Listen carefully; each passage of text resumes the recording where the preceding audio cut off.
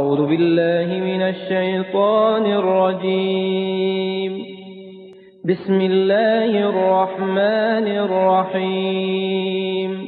الحمد لله رب العالمين الرحمن الرحيم مالك يوم الدين إياك نعبد وإياك نستعين اهدنا الصراط المستقيم صراط الذين أنعمت عليهم غير المغضوب عليهم ولا الضالين.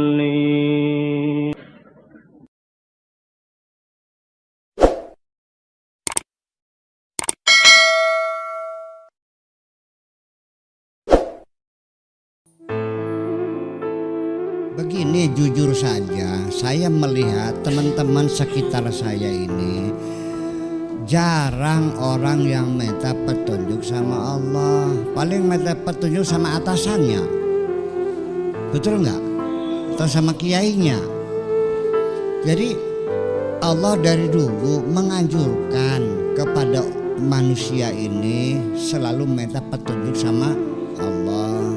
Ihdinas siratal mustaqim, minta diberi petunjuk oleh Allah, dibimbing oleh Allah. Tetapi nyatanya apa saja manusia jarang minta restu sama Allah, minta petunjuk, minta izin, gak pernah kok. Kertak aja. Ada di sini ya yang mau nanam terong istikharah dulu, ada nggak? Ada yang mau bikin rumah istikharah dulu? Nggak ada. Hanya satu. Dia betul dia. Ketika mau kawin baru istikharah. Jadi istikharah itu gunanya satu, kalau mau kawin. Selain itu nggak usah istikharah lagi. Nah, itulah makanya. Jadi petunjuk Allah sendiri perlu diwaspadai. Jangan-jangan kita sudah minta istikharah, setelah dijawab oleh Allah ternyata ada penyangkalan dalam diri kita. Mual gitu, kenapa jadi begitu? Itu seringkali dijawab tapi kita menyangkal, kenapa harus begitu? Nah, ini penyakitnya nantinya yang bukan hanya sekedar minta petunjuk saja, tapi yang diwaspadai adalah jangan memunculkan penyangkalan dalam diri kita ini. Allah sudah kasih tahu, ini orang ini penipu, sudah sebetulnya. Jangan, tapi kan dia kan kenal saya sudah 5 tahun, bayangkan. Dan dulu pernah pinjam uang 100.000 dibayar, utang 10 juta dibayar, ya kan? Sudah makan bareng, tidur bareng, masa kurang yakin juga? Petunjuk Allah diabaikan, terus dikasih uang, kan gitu. 1 miliar, ya bang pak beng, assalamualaikum. Ketipu lagi. Dan itu yang paling menyakitkan adalah ketika kita ditipu oleh orang yang telah kita berikan kepercayaan besar itu. Betul nggak? Orang kan nggak ada masalah, lu sakitnya bukan main. Ya Allah, orang itu gimana? Dulu istrinya dioperasi kita bantu, anak selalu kita bantu, kok tega? Itu terjadi di antara kita, ya. Dan saya sendiri juga bukan katanya, saya yang mengalaminya. Saya bilang penyangkalan itu bukan orang lain, saya juga pernah melakukannya, menyangkal semacam itu. Logika yang berjalan. Nah, makanya kepada siapa kita berkonsultasi dalam hal meminta restu itu bukan dengan logika kita, tapi dengan rasa kita ini. Karena ini rasa berbeda, hati dan akal berbeda. Kalau kita konsultasinya setelah dapat petunjuk Allah lalu dikonsultasikan dengan logika, nggak jadi benar. Yang berjalan logika kita. Sampai-sampai begini, sudah itu begitu. Sampai-sampai kita sendiri orang mengatakan bahwa Anda ini salah. Ini dalilnya, ini buktinya. Ya udah. Tapi akhirnya dikonsultasikan dengan logika. Apa yang terjadi? Logikamu itu tidak mungkin akan mengakui kesalahanmu. Karena logikamu adalah pengacara, paling-paling memberikan advokasi bagaimana supaya Anda tidak disalahkan orang. Betul nggak? Yang mengakui kita salah adalah rasa kita, hati kita mengatakan aku salah. Itu persoalannya. Jadi nanti akhirnya di situ adalah tindak lanjutnya bukan hanya sekedar minta petunjuk Allah saja. Setelah dikasih petunjuk, dilaksanakan dengan tulus ikhlas. Wa azamta fatawakkal 'alallah, atau Anda Anda mau konsultasikan dulu dengan logika Anda. Disitulah hambatannya, bahwa tidak semua petunjuk Allah itu diterima, tapi ternyata penyangkalan.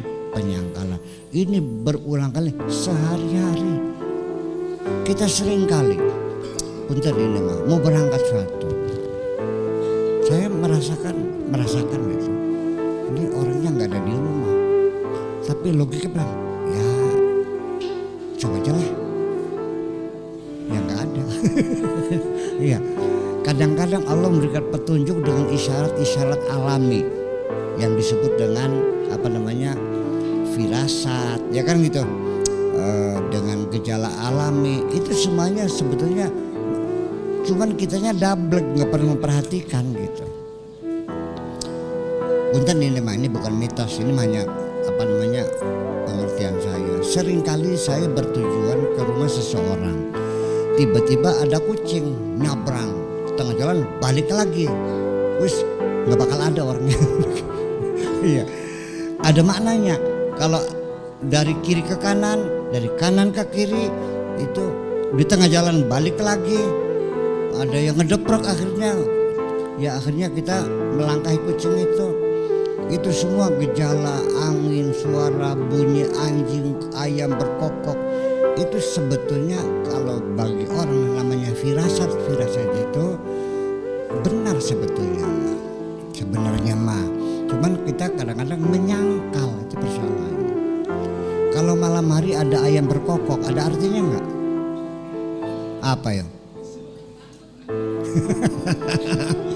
Ada perawan.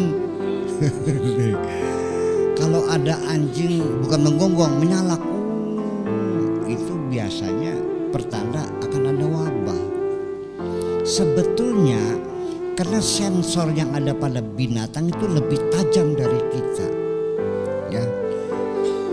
Burung itu lebih cepat menangkap adanya gejala gunung meletus, dia pada kabur semua itu.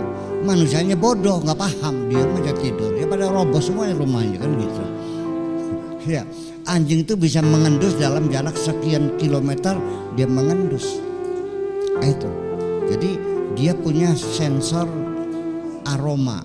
Nah, gelombang aroma ini sedang dipelajari dari melalui hidung anjing yang sangat sensitif.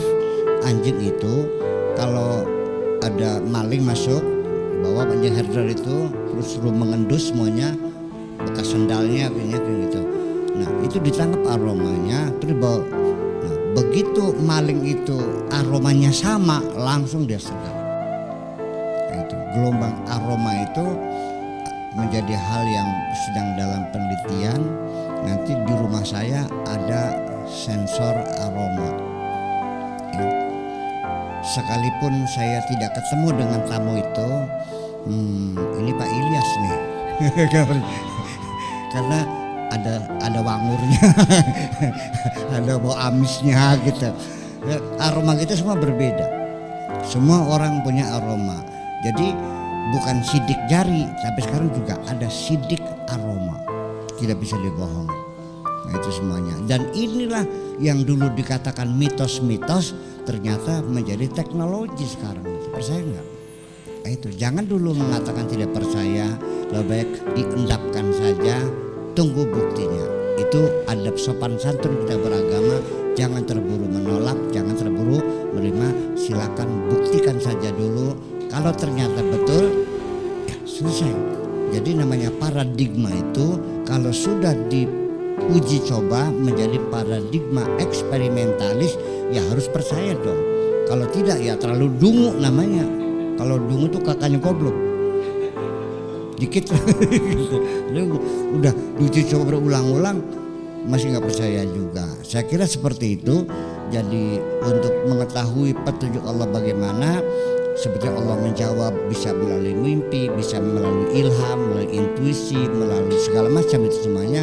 Tetapi itu semuanya itu tidak bisa oleh semua orang. Kalau orang tidak punya sensitivitas yang dalam itu, percaya nggak? Jadi bagaimana membangun sensitivitas kita macam itu, yaitu dengan muwadhabah, dengan mulazamah, dengan mujahadah dan sebagainya. Innal ladzina jahadu fina lanahdiyannahum subulana. Kalau kita sudah sering bermujahadah, maka tidak usah kita minta lagi, Allah akan menjemput kita dan akan mengirimi kita dengan petunjuk itu. Innal ladzina jahadu fina lanahdiyannahum subulana. Allah akan berikan petunjuknya kepada kita, bukan satu tapi berbagai macam alternatif yang bisa kita lakukan. Sabilun zamannya subulun, itu persoalannya. Jadi kalau kita memang lagi banyak dosa, istikharah, ini jodoh saya bagus apa tidak, sudah sholat istikharah 3 bulan nggak ada jawaban-jawaban. Pernah nggak begitu? Nah makanya sebelum istikharah dimulai dulu dengan membersihkan jiwa kita, banyak bertobat dulu, puasa dulu, supaya sebab kalau kacanya itu tidak bersih, apapun yang lewat tidak bisa terbaca, paham nggak? Betul nggak? Buram jadinya gitu. Oke, kira-kira begitu ya. Ini spiritual ya, misalnya nanti nggak habis-habis kalau jadi gitu aja lah, mudah-mudahan sekalian. Mudah ada manfaatnya.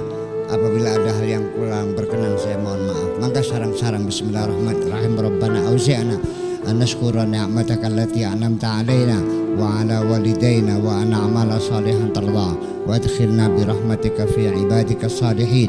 Rabbana atina fid dunya hasanah wa fil akhirati hasanatan wa qina adzabannar. Wa sallallahu ala sayyidina Muhammadin wa ala alihi wa sahabatihi ajma'in.